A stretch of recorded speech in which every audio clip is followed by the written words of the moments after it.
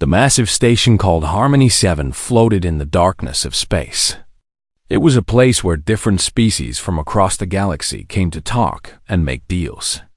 Today was an important day. The yearly trade meeting was about to begin, and every major power in the galaxy had sent their best people. Inside the Grand Assembly Hall, thousands of aliens sat in their special seats. Some breathed different gases, some needed different temperatures, and some were so strange that humans could barely understand how they lived. But they all had one thing in common. They had been traveling through space for thousands of years, some for millions. They thought they knew everything. Ambassador Dayan Park walked into the hall with his team. He was a tall man with gray hair and calm eyes. Behind him came Minji Kang, a sharp woman who had studied alien cultures for 20 years. They wore simple blue uniforms that showed the Earth symbol on their shoulders. Behind them walked 15 other humans, all carrying data tablets and documents. The humans had only been part of the galactic community for 200 years. That was nothing compared to the ancient species around them. The Sethrak Empire had ruled space for 10,000 years. The Vel Consortium had existed even longer. To these old powers, humans were like children who had just learned to walk. Dayan and his team sat in their assigned section. It was in the back, far from the center where the important species sat. This had always bothered him, but he never complained. He believed in doing things the right way, following the rules, and hoping that respect would come with time. The meeting started. A massive reptilian creature called High Chancellor Vorn stood at the center podium. His scales were dark green, and his eyes were yellow.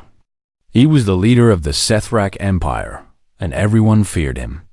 His voice boomed across the hall as he talked about trade routes and mining rights. Dayan waited patiently for his turn to speak. Hours passed. Finally, the human section was called. He stood and walked to the speaking platform. His voice was clear and confident. He talked about the problems Earth was facing. Sethrak mining ships had entered human-protected space and were destroying planets that had rare animals and plants. These worlds were supposed to be protected by galactic law. Dayan had brought evidence, recordings, and documents that proved everything. Before he could finish, Vorn raised one clawed hand. The gesture meant silence. "The infant species speaks too much," Vorn said. His voice dripped with contempt. "You have been in space for barely a moment. You know nothing of how the galaxy works. These worlds you claim to protect, they existed for millions of years before your species even climbed out of your caves. The Sethrak Empire has rights that go beyond your primitive understanding." Murmurs of agreement came from around the hall. Some species laughed quietly. Others just ignored Dayan completely, as if he was not worth their attention. Minji clenched her fists in the audience, but she stayed quiet. The other humans looked at each other with angry eyes, but they too remained silent. They had learned that showing emotion here was seen as weakness. Dayan tried again. "With respect, Chancellor, galactic law is clear about. Galactic law," Vorn interrupted, "was written by civilizations that existed when your planet was still covered in ice. Do not lecture us about laws you barely understand. Earth should be grateful for whatever scraps fall from our table. Your kind still fights wars among yourselves. Your planet is divided into competing nations. How can we trust such primitives to make decisions about interstellar matters?" The words stung because parts of them were true. Earth had only unified 50 years ago. Before that, human nations had fought each other constantly. But they had changed. They had grown. Why could no one see that? Then something worse happened. A crystalline being that looked like living glass stood up. This was Counselor Thess from the Vel Consortium. Her voice chimed like bells when she spoke. "I propose a motion," she said. "Earth has proven itself unable to manage its own affairs in galactic space.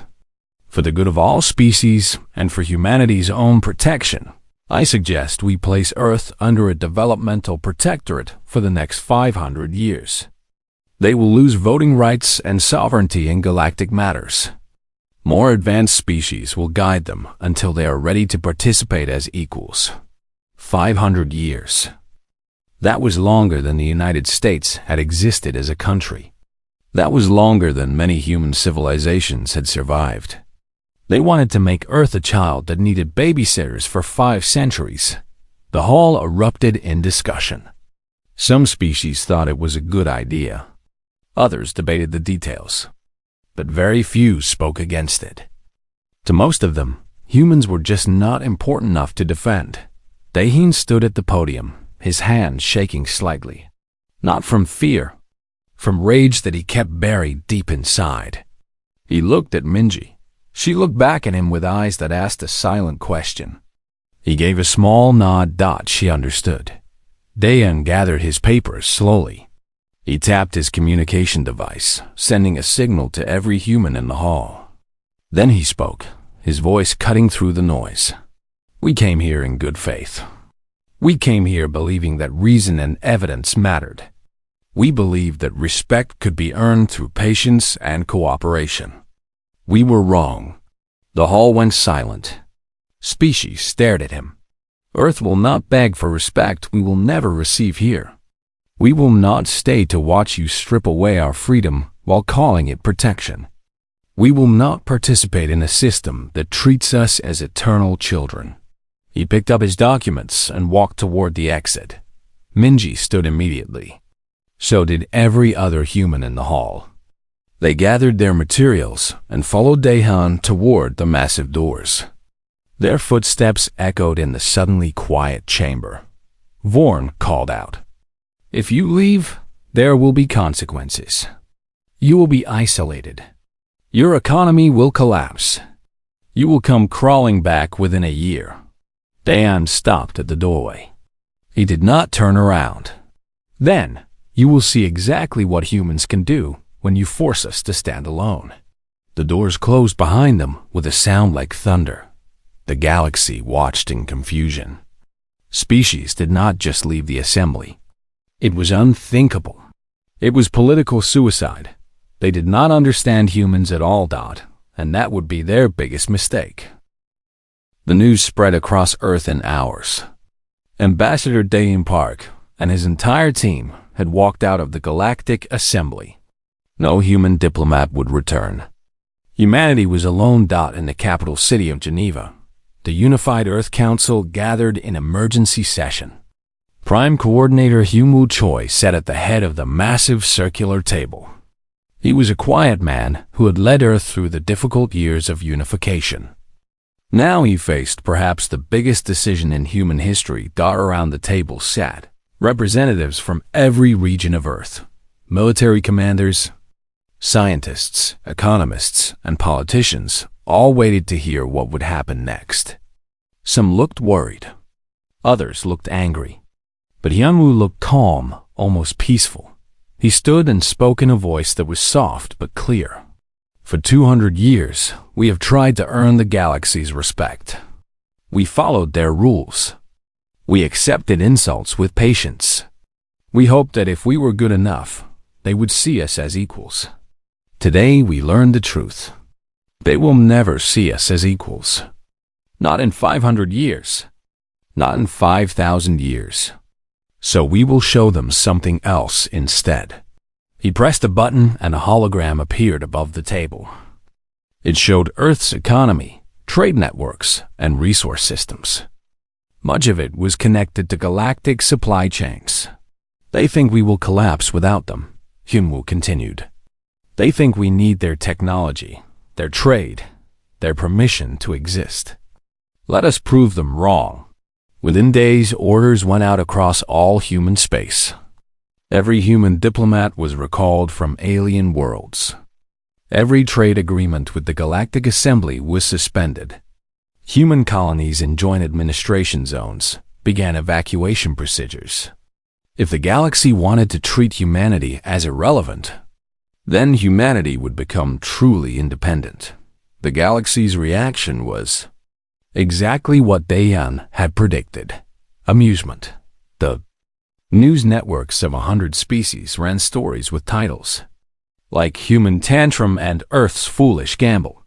Political analysts gave humanity 6 months before economic collapse forced them back to the negotiating table. But something strange happened. Instead, Dr. Soo-Yoon Lee appeared on every screen across Earth. She was the director of something called the Technological Independence Initiative. Most humans had never heard of it. That was intentional. She stood in front of a massive facility built into the dark side of Earth's moon. Behind her, rows of sleek ships sat in enormous hangars. For 50 years, she said, humanity has been developing our own technology in secret. While we smiled and cooperated with the galactic community, we were also preparing for the day they might abandon us. That day has come, and we are ready. She showed the results. Fusion drives that were twice as efficient as galactic standard models. Faster than light communication systems that did not need alien relay stations. Medical technology that could heal injuries the galactic doctors said were impossible. Humans had not just copied alien technology. They had improved it. The galaxy began to pay attention. Then Admiral Ji-Woo Nam made her announcement. She was a stern woman with sharp eyes and gray hair tied back in a tight bun. She had commanded Earth's defense fleet for 15 years. Most aliens thought the human military was a joke, barely capable of protecting their own solar system. They were catastrophically wrong. Admiral Ji-Woo stood on the bridge of a warship called the Determination. Behind her, through the viewport, hundreds of other ships hung in space. They were not the small, crude vessels the galaxy expected. These were sleek and powerful, bristling with weapons and armor. The Earth Defense Fleet, she announced, now consists of 200 frontline warships, 500 support vessels, and 300 system defense platforms. All of these were built in the last 10 years in facilities the galactic community did not know existed. We are not helpless. We never were. The galaxy's amusement turned to shock. 200 warships? The intelligence estimates had said humans could build maybe 20 ships a year. How had they hidden construction on this scale? The answer was simple. Humans had built shipyards in the Oort cloud, the dark frozen edge of their solar system where no one thought to look. They had hollowed out asteroids and turned them into factories.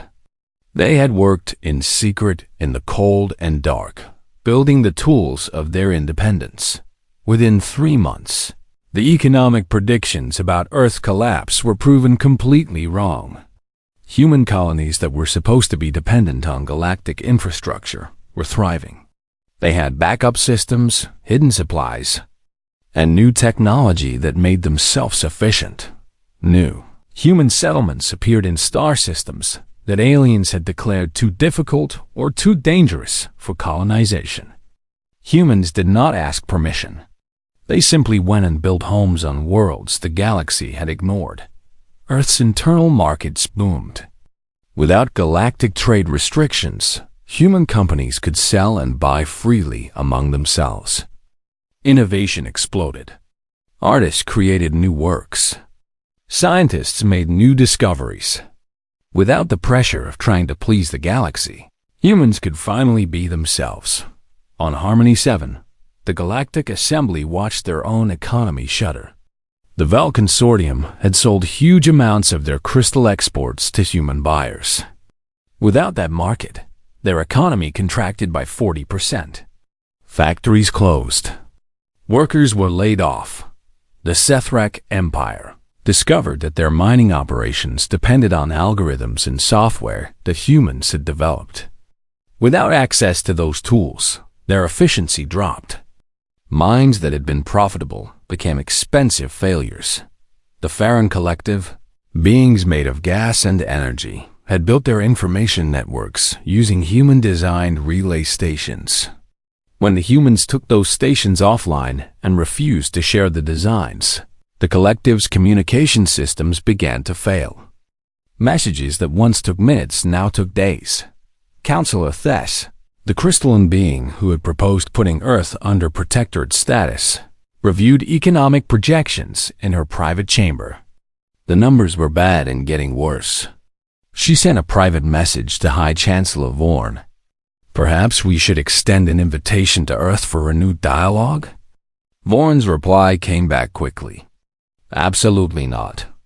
We do not negotiate with species that insult us by walking out. Let them play at independence.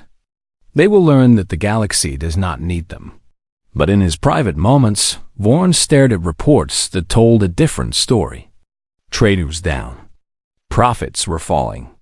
And dozens of smaller species were sending quiet messages to human diplomats, asking about trade deals outside the Assembly's control.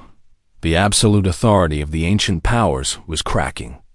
And the humans had caused those cracks just by refusing to play a game that was rigged against them. In his office on Earth, Dahan Park read messages from 17 different alien species.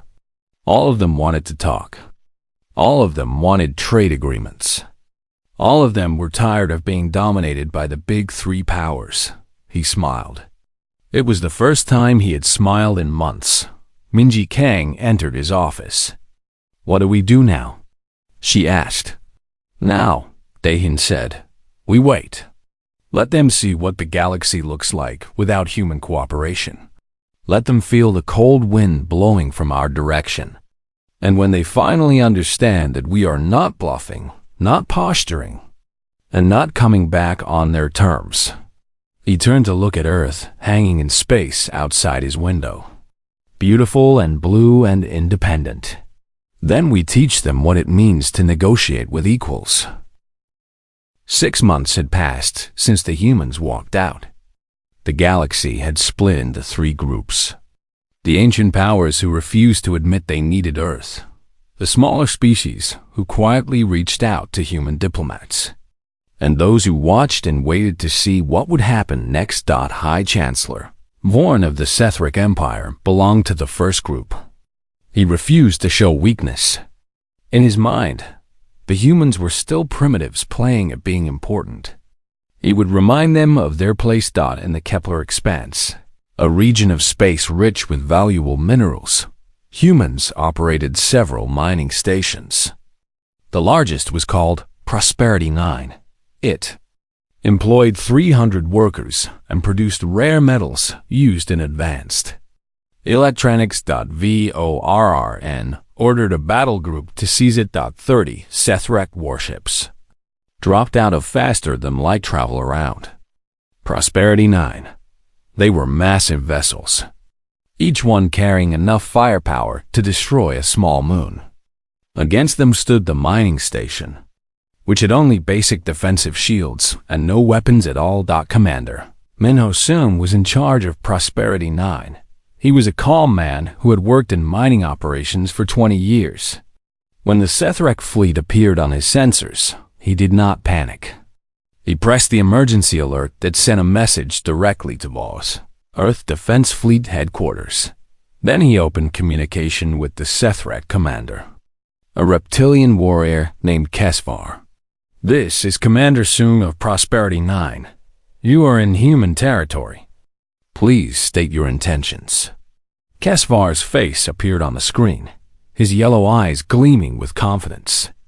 This station is now property of the Sethrak Empire. You have 1 hour to evacuate. After that, we will assume anyone remaining is hostile and will be treated accordingly. Surrender peacefully and you will not be harmed. Minho leaned back in his chair.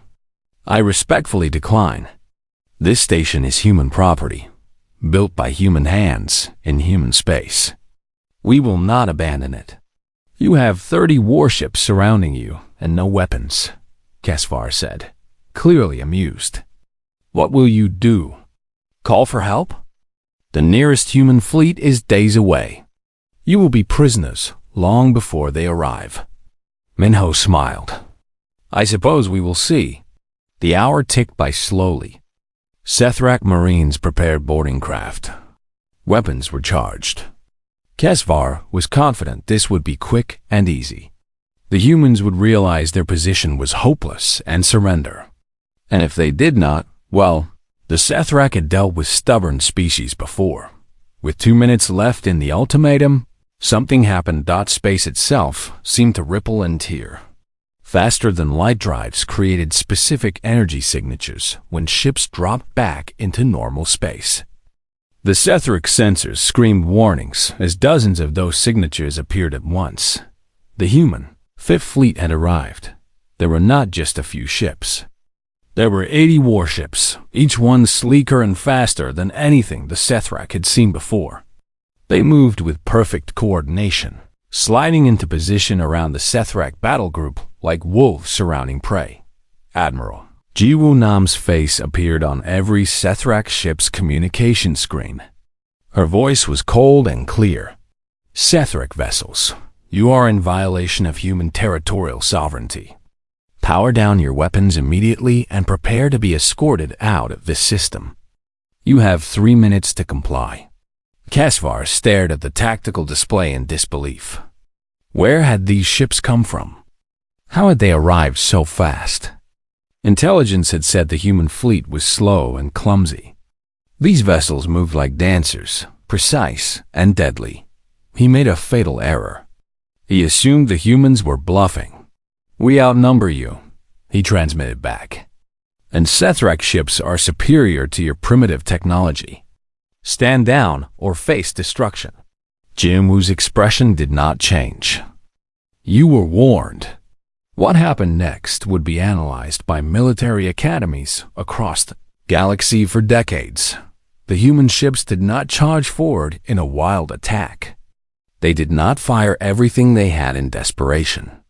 Instead, they moved with surgical precision. Sethrak ships found their weapon systems disabled by electromagnetic pulses so focused and powerful that they left everything else untouched. Engines were crippled by specialized missiles that targeted specific components. Communication arrays were destroyed by laser fire so accurate that it seemed impossible. The humans were not trying to kill. They were trying to humiliate Dot in 11 minutes. All 30 Sethrak warships were floating dead in space. Life support still worked. Crews were unharmed. But every single ship was completely helpless, drifting without power or weapons. The human fleet did not stop. They did not stay to gloat or make demands. They simply escorted the disabled Sethrak vessels to the edge of human space, then vanished back into faster-than-light travel as quickly as they had appeared. When Sethrak reinforcements arrived 3 hours later, they found their battle group being towed by automated human tugs with a simple message attached. Next time we will not be so gentle. The recordings of the battle spread across the galactic network within hours. Species that had dismissed human military capability watched in stunned silence. The precision was frightening. The restraint was somehow even more frightening. The humans could have destroyed those ships. They chose not to. That meant they were confident enough to show mercy. Dr. Yuna Cha, Earth's chief expert on alien psychology, was interviewed by an independent news network, run by a species called the Tauren. They were small furry beings who valued honesty and had always been neutral in galactic politics. The Tauren reporter asked the question everyone wanted answered. What do you think the Assembly's reaction will be? Yuna looked directly at the camera. Fear, and they should be afraid. Not because we want war. We do not. But because they made a critical mistake. They assumed that because we were patient, we were weak. They assumed that because we sought peace, we could not fight. They were wrong about us. And now they are realizing just how wrong they were. The reporter pressed further. Will there be more conflicts? That depends entirely on them, Yuna said.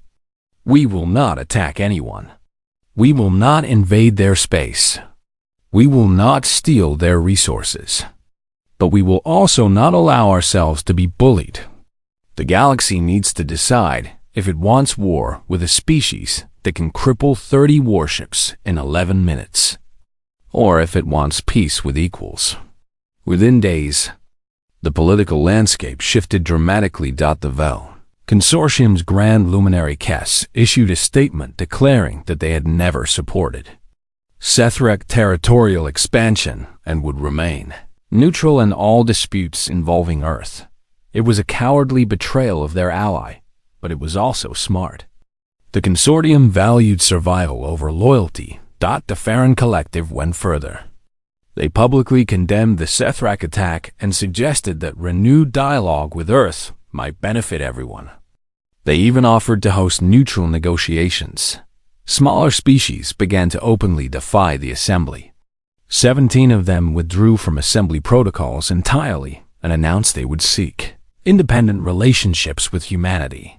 They had been silent when Vorn insulted Earth because they feared the major powers. Now they feared humanity more. Or perhaps they respected humanity more. On Harmony 7, High Chancellor Vorn faced something he had never experienced before: a vote of censure from his own government. The Sethrak Council of Elders was furious. Their fleet had been humiliated. Their reputation was in ruins.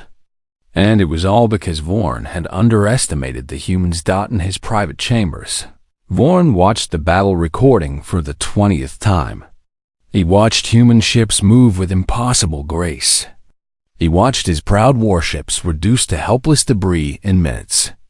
And for the first time in his long life, he felt something he had never felt before. Fear. The humans were not children. They were not primitives. They were something the galaxy had not seen in thousands of years. They were a power that had been underestimated. And now the galaxy would pay the price for that mistake. The Galactic Assembly was dying. Not all at once, but slowly. Like a massive tree rotting from the inside. Every week brought news of another species withdrawing. The Tauren were first, those small furry beings who valued honesty. They announced they would no longer follow Assembly trade regulations and would instead negotiate directly with whoever offered fair terms. 3 days later, the Macker joined them. Then the Velen. Then a dozen others. Within a month, 17 minor species had formally withdrawn from Assembly protocols. They had been afraid to speak when Vorn insulted humanity. They had stayed silent when Councillor Thess proposed making Earth a protectorate. But the Kepler incident had changed everything. If humans could stand against the Sethrak Empire and win, then perhaps others could find courage too. Ambassador Dayun Park worked from a new facility on Earth. It was called the Independent Diplomatic Center, and it was nothing like the cold, formal spaces of the Assembly. Here, humans met with alien representatives in comfortable rooms with natural light and plants. Everyone sat at the same level. No one had better seats or bigger platforms. Dayan met with representatives from the 17 species who had left the Assembly. Some were nervous, glancing around as if afraid the major powers might punish them. Others were excited, eager to trade without the heavy taxes and restrictions the Assembly imposed. Minji Kang, now promoted to Deputy Director of Galactic Relations, sat beside Dayan in these meetings. She had helped create a simple principle that guided all negotiations. "We talk only with equals," she explained to each delegation. "We do not care how old your civilization is or how many stars you control. If you treat us with respect, we will treat you the same way. If you come seeking to dominate or control, you can leave now." The smaller species loved this approach. For thousands of years, they had been forced to bow to the ancient powers. The Sethrak, the Vel, and the Farron had treated them like servants or children. Earth offered something different. Partnership. Trade agreements were signed. Technology was shared.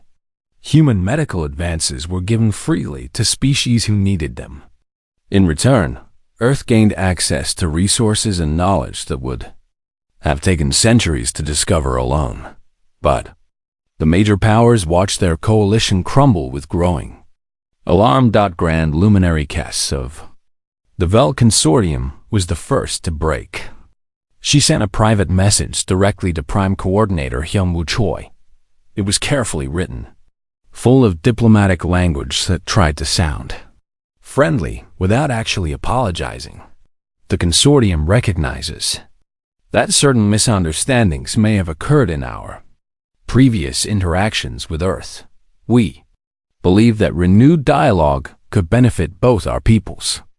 Perhaps we might discuss arrangements that acknowledge Earth's growing importance in galactic affairs. Hyunwoo read the message 3 times. Then he crafted a response that was polite, brief, and devastating.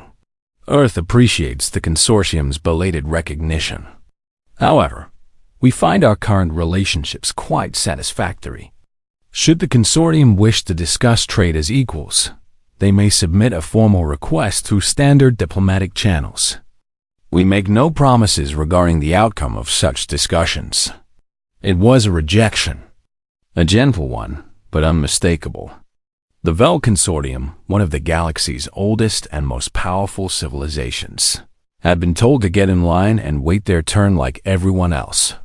The message was leaked within hours. No one knew if Earth leaked it deliberately, or if the consortium's own people spread it out of shame. Either way, the effect was the same. The galaxy saw that the balance of power had shifted. High Chancellor Vorn of the Sethrak Empire made a different choice. He did not seek diplomacy. He sought revenge. In a secret meeting with his military commanders, Vorn laid out a plan. The humans had embarrassed the Sethrak fleet at Kepler, but that was a small engagement. A real show of force would remind everyone who truly ruled the galaxy. He would send not 30 ships, but 200. The target was New Jeju, a human colony world with 2 million inhabitants. It was named after an island on Earth and was known for its beautiful oceans and peaceful communities. Vorn did not plan to attack civilians. He planned to surround the planet, demand reparations for the unprovoked attack at Kepler, and force the humans to submit publicly. It would restore Sethrak pride and prove that the Kepler incident was just luck. The Sethrak fleet launched from their home system with great ceremony. 200 warships, the pride of the Empire, all heading toward human space. Vorn made sure every news network knew about it. This would be broadcast across the galaxy. What Vorn did not know was that human intelligence had become far more sophisticated than anyone realized. The moment the Sethrak fleet left port, Earth knew about it. They knew the fleet's destination. They knew its formation. They knew everything. Admiral Ji-woo Nam stood in the command center on Earth, watching the tactical displays. Around her, dozens of officers monitored every sensor, every communication, every movement of the approaching enemy fleet. Prime Coordinator Hyunwoo entered the room. "Can we stop them without bloodshed?" Ji-woo nodded slowly. "Yes, but it will terrify them." "Good," Hyunwoo said quietly. "Let them be terrified. Let the whole galaxy be terrified. Not of our violence, but of our capability." The human response was elegant and shocking. Dr. Soo-Yoon Lee appeared on every major galactic news network. Behind her was a display showing a network of satellites positioned throughout contested space. They looked small and harmless. Just communication relays, perhaps. They were not harmless. The Earth Defense Initiative, Soo-Yoon announced, has deployed the Resonance Network. This is a system of quantum-entangled satellites capable of generating electromagnetic pulses across vast distances. These pulses do not destroy ships or harm crews. They simply disable all electronic systems within range, turning warships into unpowered vessels. She paused to let that sink in. "We are broadcasting this warning to the Sethrak fleet currently approaching New Jeju. You have 6 hours to turn back.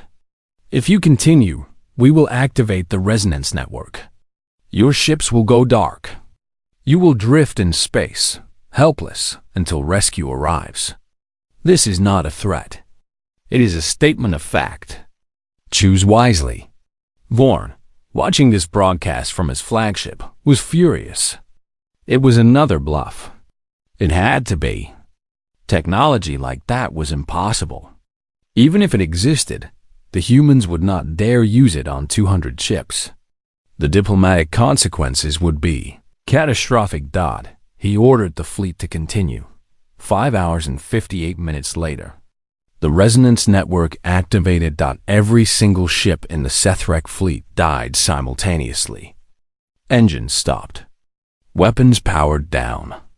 Life support switched to emergency battery backup. Communications went silent. The massive warships that had been cutting through space at incredible speeds became drifting metal coffins, still moving forward on momentum but completely powerless. Inside the ships, crews panicked.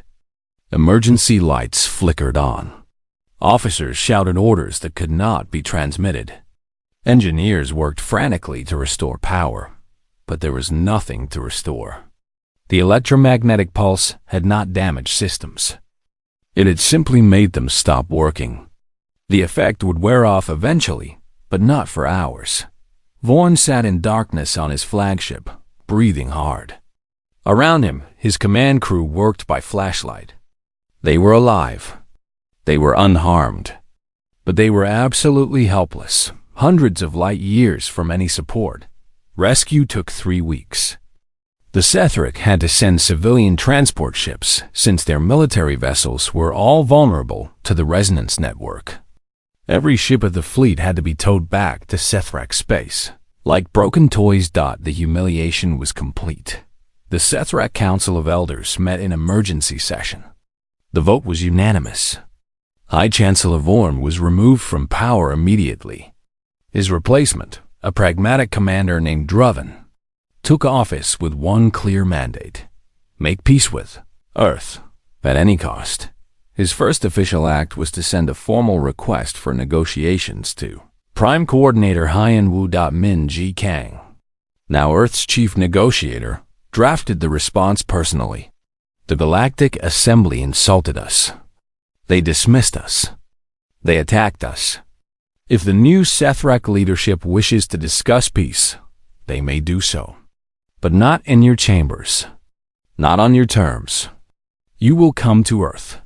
You will request permission to enter our world. And you will remember that we did not start this conflict. You did. The price of ending it will be paid on our terms, not yours. The message was sent publicly. Every species in the galaxy saw it. For the first time in galactic history, the ancient powers would have to bow to a younger species. And across human space, people watched and wondered what would come next. The diplomatic vessel appeared in Earth's orbit on a clear spring morning. It was a Sethrek ship, but it carried representatives from the Vel Consortium and the Farron Collective as well. The 3 great powers that had ruled the galaxy for millennia were coming to Earth, stripped of weapons as required by human docking protocols, to ask for peace. The symbolism was not lost on anyone. Chancellor Druven stood on the bridge of the vessel, looking down at the blue and green planet below. He was older than Vorn, with darker scales and eyes that had seen centuries of conflict. He was also wiser. He understood what his predecessor had not. The humans were not going to break. They were not going to beg. If the galaxy wanted peace, it would have to be on human terms. Grand Luminary Kess stood beside him, her crystalline body reflecting the light of Earth's sun. She said nothing, but her chiming tones carried a note of anxiety. The Vel Consortium's economy was in serious trouble. They needed this negotiation to succeed. The foreign representative was a being of pure energy contained in a specialized suit. It spoke in a voice that sounded like wind through leaves. This is unprecedented. We have never negotiated on another species' homeworld before. There are many firsts happening now, Druven replied quietly. We should learn to accept them. The ship received docking clearance and descended toward the surface. Not to a space station, but to Earth itself, to the city of Seoul, where humanity had built a new diplomatic complex specifically for this occasion.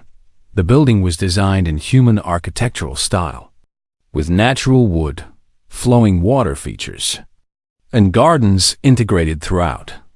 It was nothing like the sterile, imposing structures of the Galactic Assembly. This place felt alive, warm, and welcoming. And yet, the message was clear. This was human space. Human rules applied here.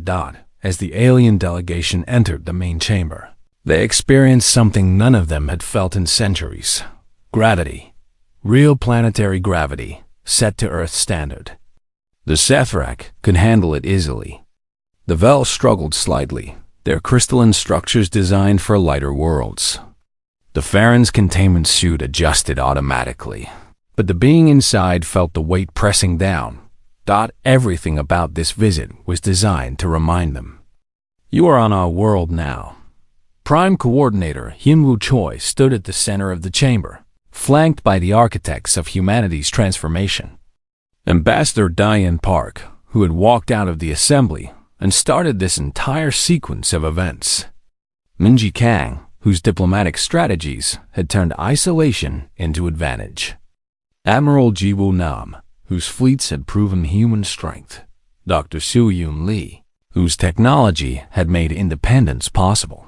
Hyunwoo greeted the delegates with perfect courtesy. His voice was warm, but his eyes were hard. Welcome to Earth. Please, be seated. We have much to discuss. The negotiations lasted 3 days. The galactic delegates arrived expecting to discuss terms of surrender, reparations, or mutual defense agreements. What they got instead was something entirely different.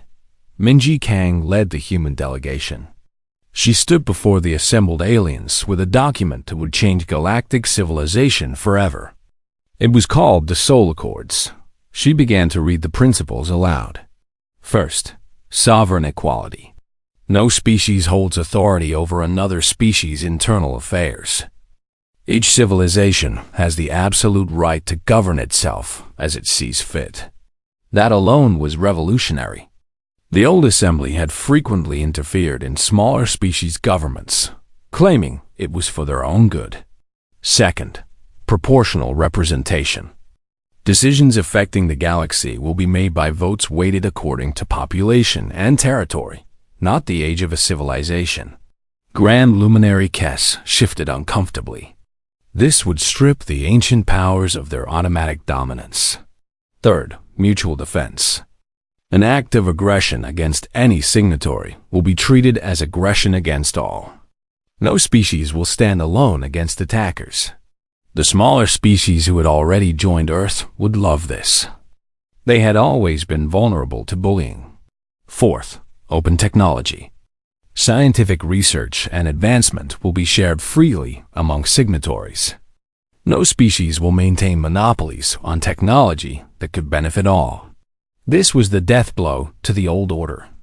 The ancient powers had kept younger species dependent by controlling access to advanced technology.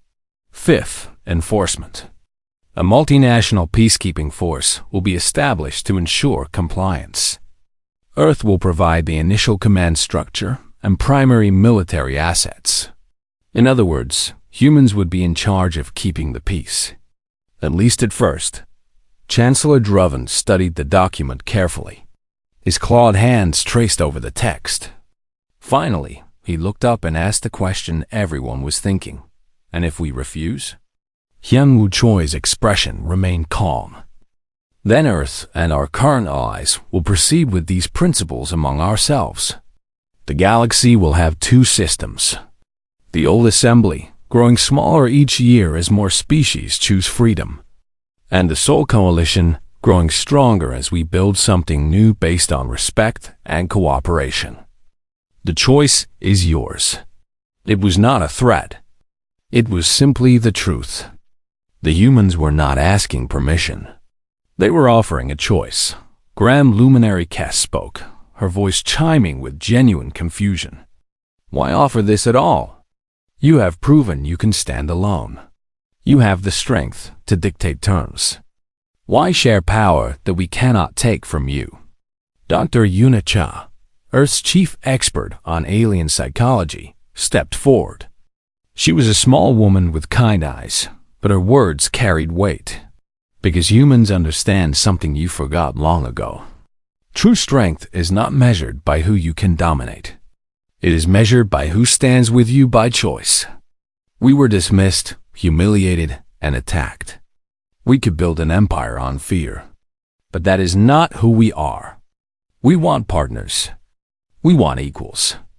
We want to build a galaxy where cooperation is valued more than ancient pride. She paused, looking at each delegate in turn. The galaxy you built created resentment. It created inequality. It created weakness disguised as order. You rule through fear and control. We are offering you the chance to build something better. Something that lasts not because the strong force the weak to comply, but because everyone benefits from participation. The chamber was silent for a long moment. Then Chancellor Druven did something that shocked every being watching the broadcast. He performed the Sethrak gesture of deep respect, a lowering of the head and extending of both hands that his species had not shown another in over 1,000 years. Earth's terms are acceptable. The Sethrak will sign the Soul Accords. Grand Luminary Cass followed moments later. Then the Farron representative. The old order died in that chamber, in that moment. And something new was born. 5 years passed. The Soul Accords were signed by over 200 species.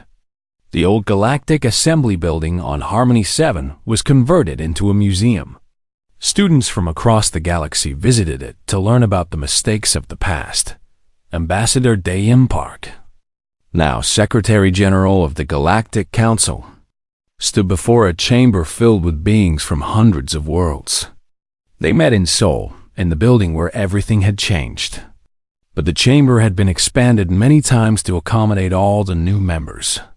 Dayim spoke about cooperation, shared prosperity, and the fundamental principle that had brought them together. Mutual respect thought in the audience. A young Sethrak diplomat named Kiran sat beside her human colleague, Yoonji Park. Kiran was from the new generation, educated after the Soul Accords. She had never known the old way of doing things.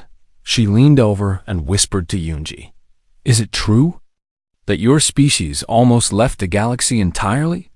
Yoonji smiled. She was young too, but she had studied the history carefully. "We did not leave. We just stepped outside until the galaxy learned to hold the door open for everyone." Kiran thought about that. "My grandfather served under Vorn. He says the old ways were better, that Sethrak were meant to rule. And what do you think?" Yoonji asked. Kiran looked around the chamber, at beings of 1,000 different shapes and sizes, all working together, all treated as equals. "I think he is wrong. This is better. Harder, maybe, but better." Outside the chamber, Earth's sun rose over a city that had become the center of galactic civilization. Not through conquest, not through threats, but through the simple insistence that everyone deserved dignity and respect. Humans walked alongside Sethrak, Vel, Farron, Tauren, Makar, and hundreds of other species. They traded together. They built together. They argued sometimes, but they also listened. They had learned, all of them, that diversity was not weakness. It was strength. The galaxy had observed in horror as humans stormed out of the assembly, convinced that the primitives were committing political suicide. Now the galaxy observed in wonder as humans showed them what true civilization looked like. Not the dominance of the strong over the weak. Not the tyranny of ancient powers over younger species, but the cooperation of equals, working together to build something greater than any of them could achieve alone. And in a quiet office in Seoul, Dayim Park looked at a photograph of that day so many years ago when he walked out of the assembly. Beside him in the photo stood Minji, young and angry, ready to follow him into the unknown. He smiled. They had been so afraid that day. Afraid they were making a terrible mistake. Afraid they would be crushed. Afraid they would fail. But they had not failed. They had shown the galaxy something it desperately needed to see.